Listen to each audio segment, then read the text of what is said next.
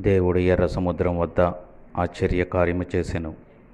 ఆయన సముద్రమును పాయలుగా చేసి వారిని అద్దరికి నడిపించెను. ఆయన నీటిని రాశిగా నిలిపెను. ప్రవహించే నీరు ఏకరాశిగా ఇలా నిలబడినది. అసలు ఎర్ర సముద్రం వద్ద ఏమి జరిగింది?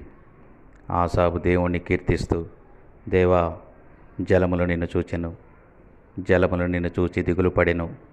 అగాధ జలములు గజగజలాడెను. ఇది నిజమే. మోషే సముద్రం వైపు తన చేతిని చాపగా ఆ రాత్రంతయు బలమైన తూర్పు గాలి చేత సముద్రమును తొలగించి ఆరిన నేలగా చేసెను. నీళ్లు విభాగింపబడగా ఇజ్రాయేలీయులు సముద్రం మధ్య ఆరిన నేల మీద నడిచిపోయిరి. ఆ నీళ్లు వారికి కుడి ఎడమ ప్రక్కల గోడ వలె నిలిచెను. ఆ రోజు వీచిన తూర్పు గాలి బలమైన చల్లటి గాలుల వల్ల నీళ్లు విభాగింపబడి అగాధ జలముల నుండి పై వరకు